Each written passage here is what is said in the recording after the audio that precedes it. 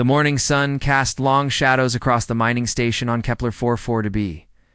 Taman walked through the dusty corridors, his boots making soft sounds on the metal floor. He had been working on this planet for 2 years now, and he knew every corner of the facility. The mining station was home to many different alien species. There were the tall green saurians who looked like walking lizards. The small bug-like hive minds buzzed around in groups. The strange cloud-like ethereals floated through the air without making any sound. And then there were the humans, like Tay-Min. Tay-Min was a mining engineer. His job was to check the equipment and make sure everything worked properly. Today felt like any other day.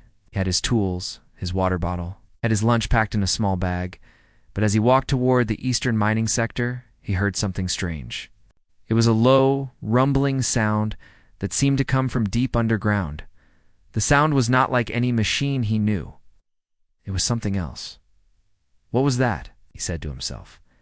He followed the sound through the narrow tunnels. The walls were made of rough stone, and small lights showed the way.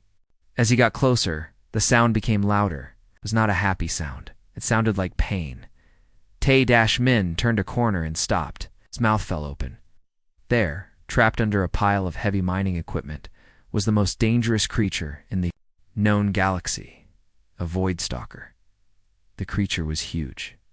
It was as big as a small truck. Its body was covered in hard black armor that looked like it could stop any weapon. 6 powerful legs stuck out from its sides, and each leg ended in sharp claws that could cut through metal. Its head was long and narrow, with rows of teeth that gleamed in the dim light. But what made void stalkers truly frightening were the glowing marks on their bodies. Blue and purple lights moved across its skin like living tattoos. These lights usually burned bright when the creature was hunting. Now they flickered weakly like a dying fire. Tay-Min knew he should run. Every person in the galaxy knew about void stalkers. They were perfect killers. They hunted alone across the stars, attacking ships and eating everything inside. No one had ever tamed one. No one had ever even tried to get close to one and lived. But as Taman looked at the creature, he did not see a monster. He saw an animal in pain. The void stalker's breathing was slow and difficult. One of its legs was bent at a wrong angle. Green blood leaked from cuts on its armor. The creature's eyes, which were usually bright yellow, looked dull and tired. "Oh, you poor thing," Taman whispered. He took a step closer. The creature's head turned toward him, and for a moment their eyes met. Taman expected to see hunger or anger. Instead, he saw something that surprised him. The creature looked afraid. Tay-Min heard footsteps behind him. He turned to see Vextar, the Saurian overseer, running toward him with 3 other aliens. "Human, get away from that thing," Vextar shouted. His green scales were standing up, which meant he was very scared. "That is a void stalker. It will kill you." Behind Vextar came Quinn, a hive mind representative. Quinn's insect-like body was shaking, and his 4 arms were waving in the air. "Danger, danger. Must kill it now." An ethereal floated above them like a purple cloud. Her voice sounded like wind through leaves. "The Deathbringer is wounded. We must destroy it before it heals." Taman looked back at the trapped creature. It was trying to move, but the heavy equipment held it down. Every movement seemed to cause it more pain. "No," Taman said quietly. "What?" Vextar's yellow eyes went wide. "What did you say?" I said no." Taman's voice was calm but firm. "This creature is hurt. It needs help. Help." Quinn's voice rose to a high buzz. "It is a killer. It eats beings like us." "Maybe," Taman said, "but right now it's just scared and in pain." He opened his bag and took out his first aid kit. It was meant for humans, but he thought it might work on other creatures too. He also took out his water bottle and some of his lunch. "Taman, do not do this," Vextar warned. "I order you to step away." But Taman was already moving toward the creature. He walked slowly, keeping his hands where the void stalker could see them. "It's okay," he said softly. "I'm not going to hurt you." The creature watched him with its tired eyes. Its body was tense, ready to fight if needed. But it did not attack. Tay-Min knelt down next to the creature's head. Up close, he could see that the Void Stalker was even more beautiful than he had thought. The glowing marks on its skin were like art. The armor was not just black, it had tiny bits of silver and blue mixed in. "You're actually kind of pretty," Tay-Min said with a small smile. He opened his water bottle and poured some water into his cupped hand. Then he held it out to the creature. The Void Stalker stared at the water. Its long tongue came out and touched the liquid. After a moment, it began to drink. "There you go," Tay-Min said. "You must be thirsty." Behind him, the other aliens were making sounds of shock and fear, but Tay-Min ignored them. He was focused on the wounded creature. After the Void Stalker finished drinking, Tay-Min took out some of his lunch. It was a protein bar made from synthetic meat. He broke it into small pieces and offered them to the creature. The Void Stalker sniffed the food carefully. Then it ate the pieces, one by one. "Good," Tay-Min said. Up. He opened his first aid kit and took out some bandages and healing gel. The gel was made for human skin, but he hoped it would help the creature's wounds too. "This might sting a little," he warned. Very carefully, he began to clean the cuts on the creature's armor.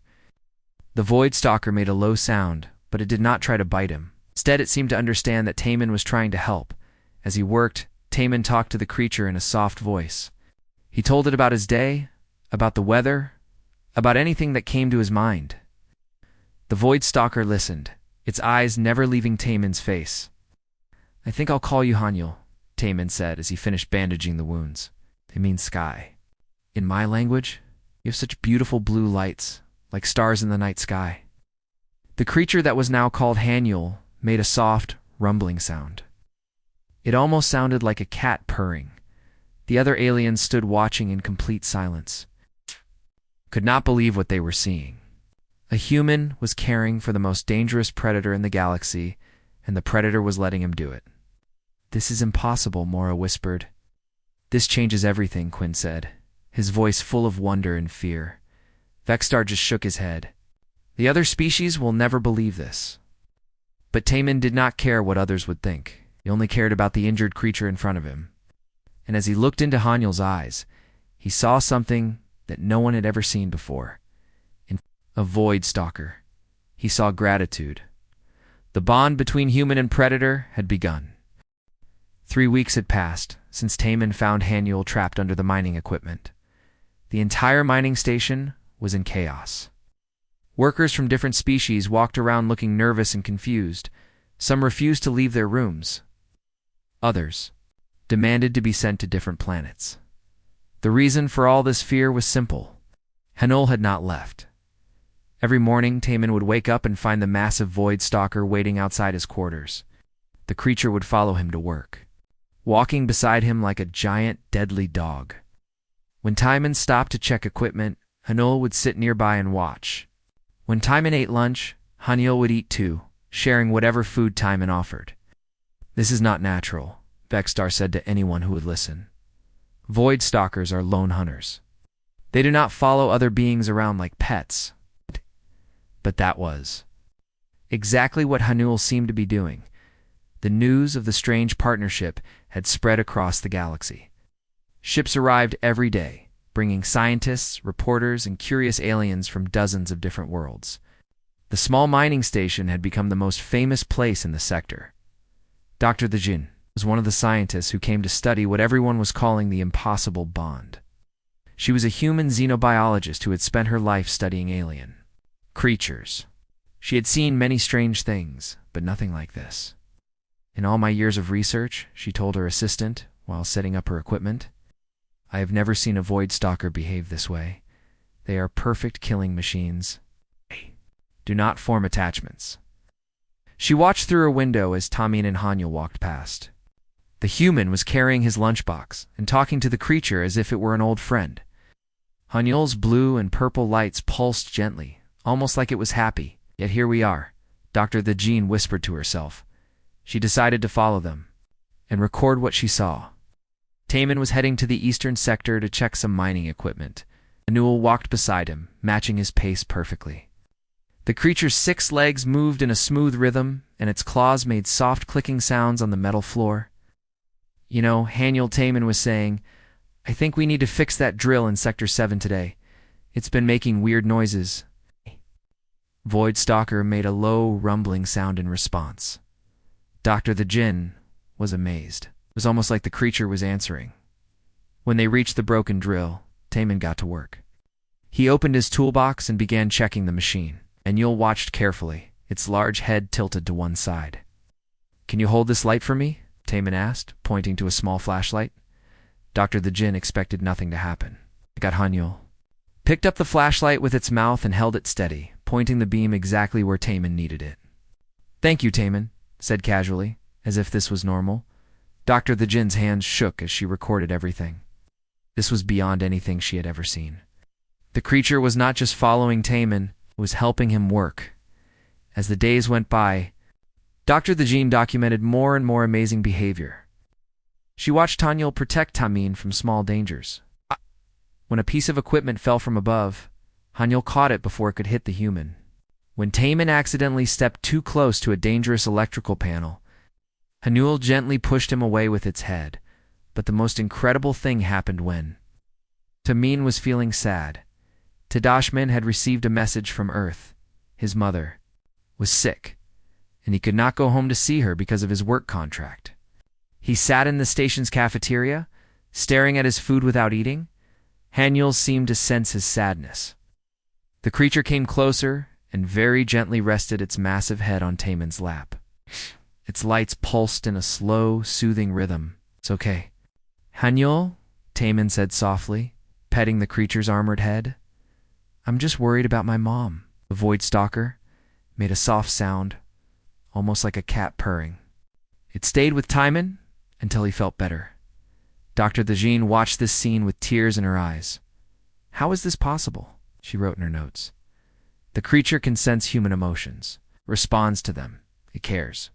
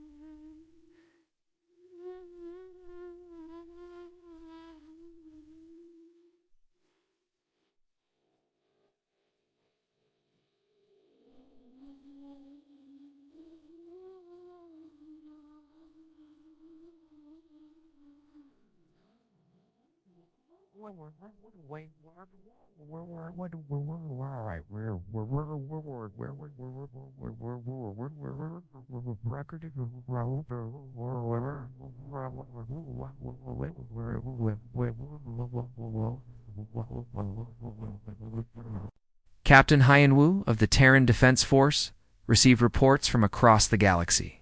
Some alien species were fascinated by the bond between human and predator. Others were terrified.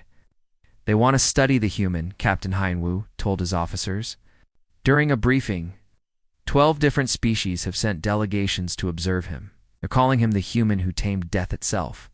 But Taman had not tamed Haniel. That was what made the situation so strange and wonderful. The creature was not a slave or a pet. It was a friend who had chosen to stay. This became clear when other humans tried to approach Haniel. The creature was polite, but distant with them. It would not follow their commands or accept food from their hands. Haniel had bonded specifically with Taman, and only with him. It's like they chose each other. Dr. the Jinn explained to a group of visiting scientists, this is not about dominance or control. This is about friendship. The visiting scientists found this hard to believe. It came from species that understood hierarchy and power. The idea that a deadly predator would choose to be friends with a weaker creature made no sense to them. Perhaps the human has some kind of mind control, suggested Dr. Creel, a mantis-like being from the Thresh Collective. Or maybe he is drugged. The creature, said Ambassador Nex, a crystalline entity from the Shard Worlds. But all their tests showed nothing unusual. Taman was just a normal human. Haniel was just a normal Void Stalker. There was no magic, no drugs, no mind control. Just an impossible friendship that should not exist. The mystery deepened when other workers began to interact with Haniel. The creature remained friendly with anyone who was kind to Taman. It would allow Dr. Dodgen to take measurements and samples because she was helping to study their bond. It tolerated Vextar's presence because the Sarian had stopped trying to separate them. But when engineer Cahuon made a joke about Taman being crazy for playing with a monster, Haniel's lights flashed red, and it growled low in its throat. The creature did not attack, but the message was clear. Respect my friend, or face consequences. It's protecting him, Dr. the Jinn realized. Not just from physical danger, but from insults and disrespect. This protective behavior extended to Taman's work as well. When other miners tried to give Taman extra work or difficult tasks, Haniel would position itself between them and the human. Its presence was enough to make most beings reconsider their actions. The bond between Taman and Haniel was changing everything. Workers who had been rivals began cooperating better. Aliens who had never spoken to humans started asking questions about Earth and human culture. The entire social structure of the mining station was shifting. This is bigger than just one human. In one creature, Captain Hyanwu told his superiors, this is about the potential for a new kind of relationship between species. But not everyone was happy about these changes. In the dark corners of the galaxy, other beings were watching and planning. They saw the bond between Taman and Haniel not as a miracle, as an opportunity, and they were coming. As Taman and Haniel walked through the station that evening, sharing a quiet meal and watching the sunset through the observation windows, they had no idea that their peaceful days were about to end. The bond that had amazed the galaxy was about to be tested in ways neither of them could imagine. The attack came at dawn. Tay-Min was in the cafeteria, having breakfast with Haniel, when the alarms started screaming. Red lights flashed on the walls, and a robotic voice announced, "Warning. Warning. Hostile ships approaching. All personnel report." To emergency stations, through the large windows, Taman could see 3 dark ships dropping out of hyperspace. They were ugly vessels, covered in spikes and weapons. Pirate ships. "Oh no," Taman whispered. He had heard stories about space pirates, but he had never seen them before. Haniel's lights changed from their usual calm blue to a bright, angry red. The creature stood up, its 6 legs spreading wide. It could sense danger. Vextar's voice came. "Over the communication system, all workers, this is Raid Leader Keth and his crew. They want our mining equipment and our processed minerals. Everyone stay in your quarters. Do not try to fight them." But Taman knew that staying hidden would not help. Pirates like these did not just take equipment. They took people too, to sell as slaves in distant systems. "Come on, Haniel," Taman said quietly. "We need to help protect everyone." The docking bay doors exploded inward with a loud crash. Smoke filled the air as armed pirates rushed into the station. There were at least 20 of them, all different species. Some looked like walking sharks with metal teeth. Others were covered in thick fur and carried huge weapons. A few were small and fast, darting around like deadly insects. Leading them was Raid Leader Keth, a massive, bear-like creature with scars across his face and arms. He carried a weapon that looked like it could blow holes in walls. "Listen up," Keth shouted, his voice echoing through the station. "We know you have rare minerals here. We also know you have something even more valuable. Where is the human who controls the Void Stalker?" Taman felt his heart sink. They had come for him. The pirates spread out through the station, searching room by room. Some tried to fight back, but the pirates were too well armed and too experienced in the main corridor. Engineer Soyoung was trying to help a group of young workers escape. She was recording everything with her personal device, hoping someone would find the evidence later. This way. She called to a group of hive-mind workers who were too scared to move, but 3 pirates blocked their path. The largest one, a reptilian creature with glowing eyes, raised his weapon. "Well, well," the pirate said with a cruel smile. "What do we have here?" That was when Haniel appeared. The Void Stalker came around the corner like a living shadow. Lights were burning bright red, and its claws scraped against the metal floor. The pirates turned to face it, their weapons ready. So this is the famous tame monster, the reptilian pirate laughed. It does not look so scary without its human master. He was wrong. Haniel moved faster than anyone could follow. One moment, it was standing still. The next, it was on top of the pirate. Its claws slashed through the alien's armor like paper. The pirate screamed once and then fell silent. The other two pirates tried to run, but Haniel was too quick. It caught them before they could take 3 steps. But here was the strange thing. The Void Stalker did not kill them. Instead, it knocked them unconscious and left them on the floor. It had shown mercy to creatures that would have shown none to others. Did you see that? So Young whispered to her recording device. It could have killed them easily, but it chose not to. Taman appeared at the end of the corridor, running to catch up with his friend. Haniel, are you okay? The creature's lights changed from red to blue when it saw him. It nuzzled against his hand, seeking comfort. Good job, Taman said, petting the creature's armored head. You protected everyone. But the fight was not over. More pirates were coming, and they were angry about their fallen comrades. You will pay for that, human? Keth's voice boomed through the station's speakers. My crew will tear this place apart. Wait. What happened next amazed everyone who saw it. Taman began giving Haniel commands using simple hand signals and quiet words. The creature understood every gesture perfectly. Haniel, protect the cafeteria, Taman said, pointing toward where many workers were hiding. But remember, only hurt the bad ones. The scared ones are friends. The Void Stalker nodded its great head and moved toward the cafeteria. It positioned itself in front of the entrance, its body blocking the way. When 3 pirates tried to force their way in, Haniel stopped them. But when a frightened ethereal worker floated past, trying to escape, Haniel let it go unharmed. The creature was making choices based on behavior, not species. It could tell the difference between attackers and innocent beings. Dr. The Jinn watched this from her laboratory, her mouth open in amazement. Impossible, she whispered. The creature is following moral guidelines. It understands right and wrong. The battle continued throughout the station. Haniel moved from place to place, always staying close enough to hear Taman's commands. Human guided the creature using words and gestures. Haniel responded with perfect understanding. When pirates cornered a group of young workers, Haniel appeared and drove them away. When injured workers needed help, Haniel stood guard while Taman provided medical aid.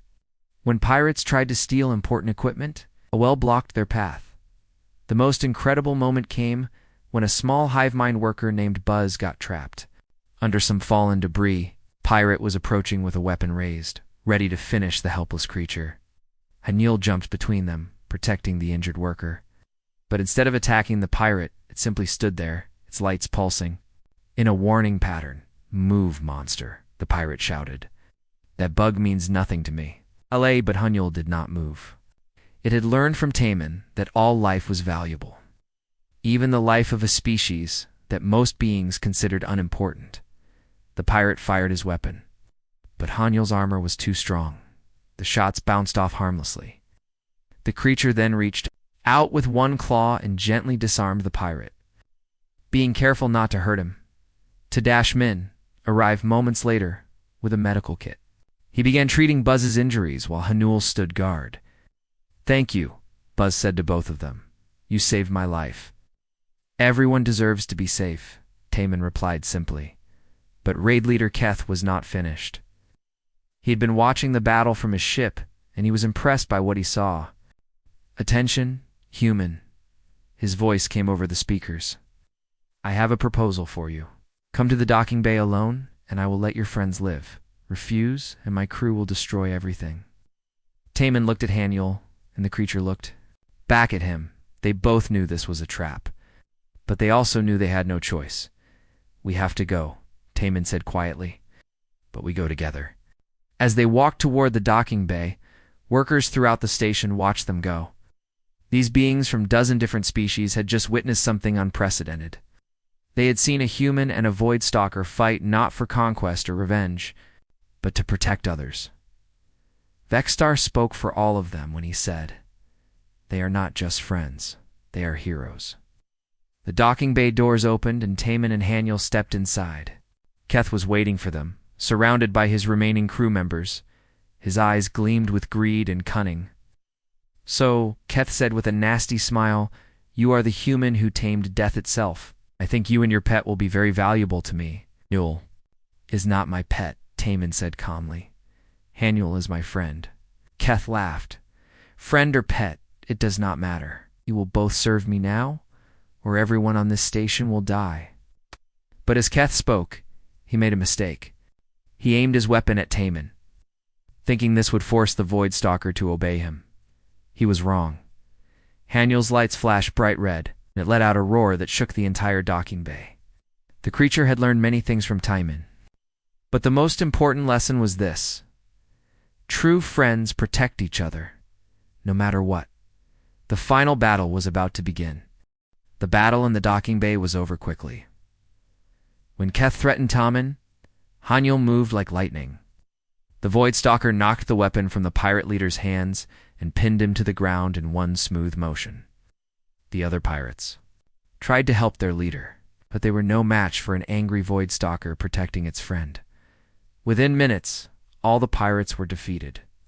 Some were unconscious, others were too scared to move. Keth lay on the floor, staring up at Haniel's glowing eyes in terror. "How?" Keth whispered.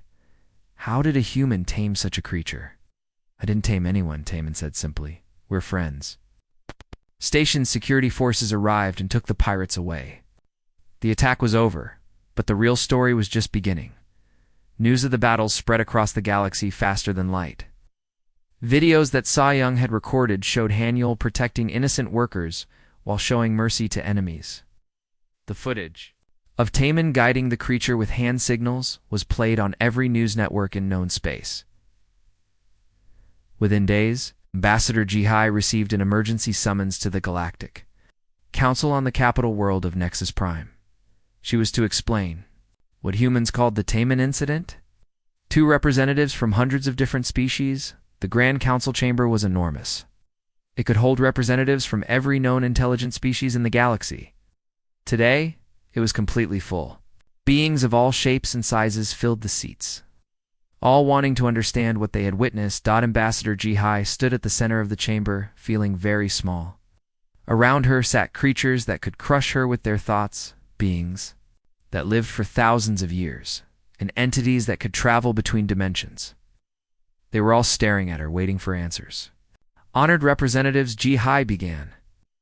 "I am here to discuss the events on Kepler 44b and what they mean for our understanding of human-alien relations." A massive crystalline being called Counselor Rex spoke first. His voice sounded like glass chimes in the wind. "Ambassador, we have seen the recordings. Humans somehow controlled a Void Stalker, the most dangerous predator known to exist. We must understand how this is possible." "With respect, Counselor," Jihai replied, "you misunderstand the situation. The human did not control the creature. They formed a friendship." Angry sounds came from all around the chamber. Many species did not believe such a thing was possible. A floating jellyfish-like being named Elder Vash pulsed with bright colors as it spoke. "Friendship with a Void Stalker? It's impossible. These creatures are pure predators. They have no emotions, no capacity for attachment. That is what we believed," Jihai said calmly. "But we were wrong." Dr. the Jinn stepped forward. She had been invited to present her research findings to the council. Her hands shook as she activated a holographic display showing her recorded data. "Honored beings," Dr. the Jinn said. "I have studied the interaction between the human Taman and the Void Stalker called Haniel for over a month. What I discovered challenges everything we thought we knew about both species." The hologram showed brain scans of Haniel during different activities. When the creature is with Taman, its neural patterns change dramatically. Areas of the brain associated with social bonding, which we thought were inactive in Void Stalkers, show high activity levels. Murmurs of surprise filled the chamber. Furthermore, Dr. the Jinn continued, the creature shows clear signs of emotional attachment. It responds to Taman's moods, protects him from danger, and even comforts him when he is sad. Hey, this is not the behavior of a controlled animal. This is the behavior of a friend. A towering insectoid representative named Queen Jex clicked her mandibles in disbelief. Even if this is true, it explains nothing. How can a weak human form such a bond with a deadly predator? Ambassador Jihai smiled. This was the question she had been waiting for. The answer lies in something unique about human psychology. She said humans have an ability that most species lack. Call it pack bonding. The chamber fell silent. Many of the beings had never heard this term before. Pack bonding, Jihai explained, is the human ability to form emotional connections with almost any living creature. We do not just see other beings as members of different species. We see them as individuals with their own thoughts, feelings, and worth. She gestured to the holographic display, which now showed images of humans throughout history with various animals. For thousands of years, humans have formed friendships with creatures that should have been their enemies. We have lived alongside wolves, made pets of predatory cats, and even befriended venomous snakes. The images changed to show modern examples. Humans working with dolphins, training eagles, and caring for injured bears. But this goes beyond just animals, Jihai continued. Humans form emotional bonds with artificial intelligences, with plants, even with objects that we anthropomorphize.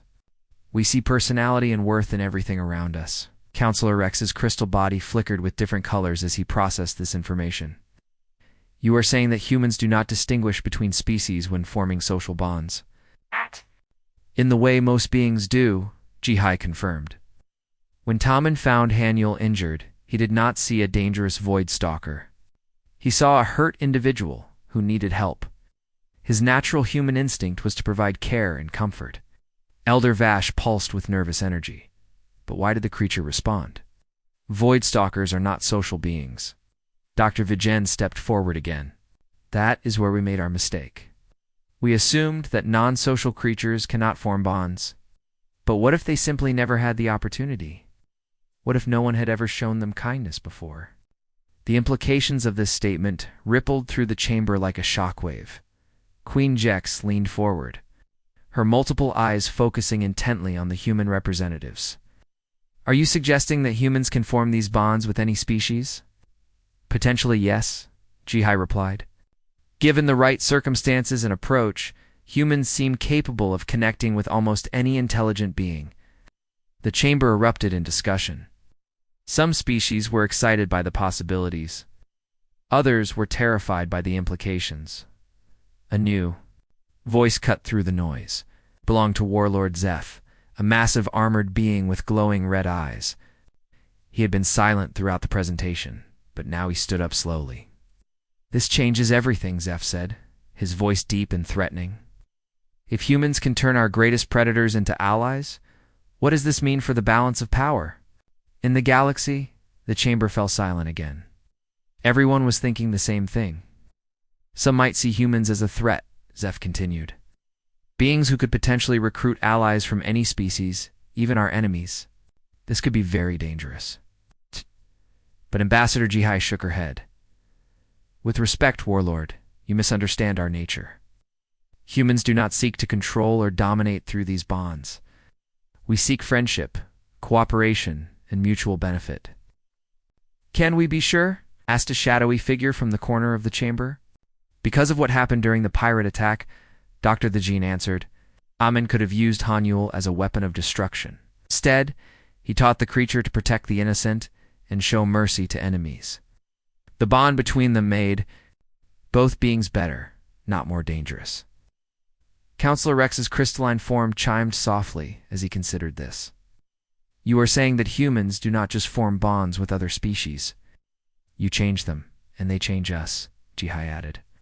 True friendship is always mutual. Taman learned as much from Hanyul as the creature learned from him. The debate continued for hours. Some representatives wanted to study humans more closely. Others suggested creating special programs to explore these bonding abilities. A few even proposed that humans could serve as intermediaries between species that had been enemies for centuries. But in the end, the council reached a unanimous decision. It would create the Taman protocols, new guidelines for human-alien interaction that acknowledged humanity's unique capacity for interspecies bonding. These protocols will help us understand and use this human ability for the benefit of all species, Counselor Rex announced. Perhaps humans can help us build bridges where we once saw only walls. As the council session ended, Ambassador Jihai felt a mixture of pride and concern.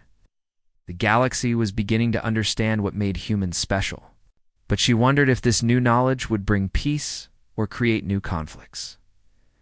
Back on Kepler 44b, Taman and Haniel continued their daily routines. Unaware that their friendship had changed the course of galactic history, they were just two friends who had found each other in an unlikely place. But their story was far from over. The protocols that bore Taman's name would soon be put to the ultimate test. The galaxy would learn whether human, pack bonding, could truly bring different species together in peace. The future of interspecies relations would depend on one simple truth. Sometimes the strongest bonds are formed not through conquest or control, but through simple acts of kindness and understanding. 6 months after the Galactic Council meeting, the universe had changed in ways no one could have imagined. The Taman protocols were being used on hundreds of worlds. Humans were being invited to help solve problems that had seemed impossible before. Wars that had lasted for centuries were ending. Species that had been enemies for generations were learning to work together. Director Minho stood in his new office on the space station called New Harmony. Through his window, he could see ships from dozens of different species docked together, peacefully. This station had been built specifically to house the new interspecies bonding program. "Report, please," Minho said to his assistant, a young human woman named Dalmi. "We now have 47 active bonding specialists working across the galaxy," Dalmi said, reading from her tablet. 17 successful rehabilitations of dangerous species, and 12 new friendship partnerships established between former enemy races. Minho smiled. The program was working better than anyone had hoped. The door to his office opened, and Captain Hyanwu walked in. The captain's uniform was different now. Instead of the military colors he used to wear, his jacket showed patches from dozens of different species. Each patch represented a successful bonding mission. Director Captain Hyanwu said with a salute, "I have news from the Andromeda sector." "Good news?" I hope Minho asked. "Very good," the captain replied. "The Krovic Empire and the Stellar Federation have agreed to a peace treaty. Our bonding specialist, Dr. Sujin, helped them find common ground. It turns out both species love the same type of music." Minho laughed. "Music. That's all it took?" "Sometimes the simplest things work best," Captain Hyanwu said. Dr. Sujin organized a joint concert. By the end of the evening, warriors from both sides were singing together. This was how the new galaxy worked. Humans were discovering that most conflicts came from misunderstanding and fear. When different species actually got to know each other as individuals, they often found they had more in common than they thought. But the most amazing success story was still happening on Kepler-44b. Tay-Min and Haniel had become something unprecedented. A peace ambassador team. Their story had inspired beings across the galaxy. Now they traveled from world to world, showing others what was possible. On the mining station where their friendship began, something beautiful was growing. The facility had been transformed into a rehabilitation center for dangerous alien species. Creatures that had been feared throughout the galaxy were learning to live peacefully alongside other beings. In the main habitat dome, Taman walked among his new friends. There was Razor, a void stalker who had been found injured on a distant moon. Like Haniel, Razor had learned to trust and care for others. Now the creature helped guide tours for visiting scientists. There was Thunder, a massive storm beast whose electrical attacks had terrorized shipping lanes for years. Taman had spent weeks showing Thunder that it could use its abilities to help instead of hurt. Now the creature powered the station's generators, providing clean energy for everyone. There was Whisper, a shadow wraith that most beings believed was evil. But Taman had discovered that Whisper was just lonely. The creature had been wandering the galaxy for centuries, trying to find others like itself. Now, It helped comfort scared patients in the station's medical center. "Look at them," Dr. Thejin said to her research partner, Dr. Kim. They were watching Taemin play with a group of young creatures from different species. Human children, void stalker pups, and even small storm beasts were all playing together, like old friends. 6 months ago, this would have been impossible, Dr. Kim said in amazement. These species should be natural enemies. Instead, they're family. Dr. Thejin nodded. Her research had shown that the bonding effect was even more powerful than they had first thought. It wasn't just about individual friendships. When humans brought different species together, the bond spread from one being to another. It's like, humans are emotional bridges, she explained to her notes. They connect species that could never connect on their own. The success stories kept coming. On the world of Karish 7, human diplomat named Sang-min had helped 2 warring insect species discover they were actually related. They had been fighting for territory for thousands of years, not knowing they were distant cousins.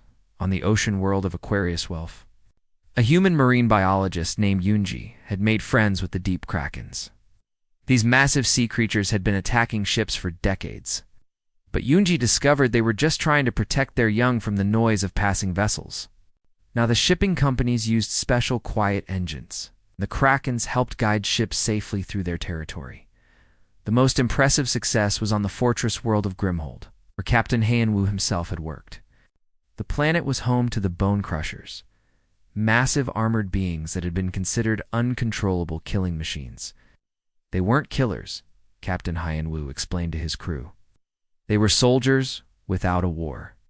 They had been bred for battle, but when the fighting ended, no one knew what to do with them. Now the Bone Crushers served as protectors and rescue workers. Their incredible strength and armor made them perfect for dangerous missions like rescuing people from burning buildings or collapsed mines. But perhaps the most touching success story involved the smallest creatures. On New Harmony Station, there was a special nursery where young beings from different species were raised together.